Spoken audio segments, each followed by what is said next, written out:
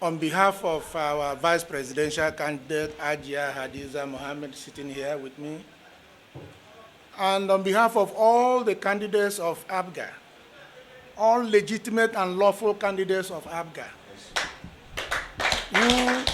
who have been restrained and constrained by the unfortunate non-recognition of the authentic and Supreme Court recognized national chairman of the party, Chief Edozie Njoku.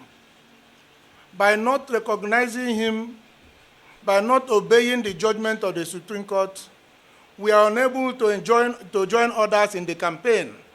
And ABGA is being put in a very precarious situation.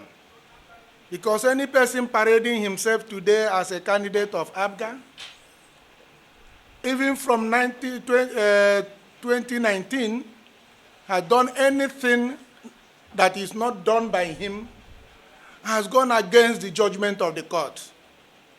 From 2019 till this day, it has to be known.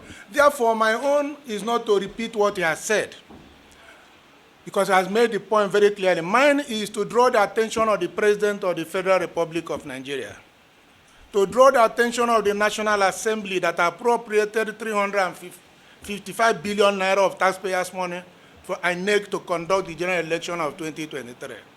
To draw the attention of all political parties and candidates who are going about campaigning thinking there will be an election if ABGA is excluded. There will not be one.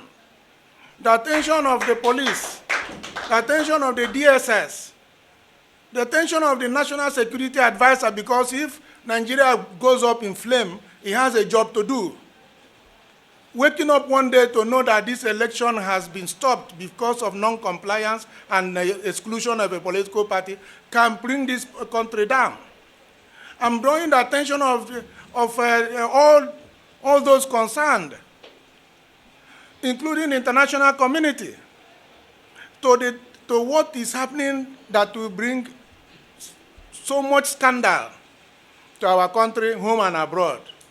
I've had the courts over time, over this period, to consult with so many senior lawyers, justices of court, both serving and retired, and they will shake their heads in wonder that they have never seen a thing like this happen in the entire jurisprudence of this country.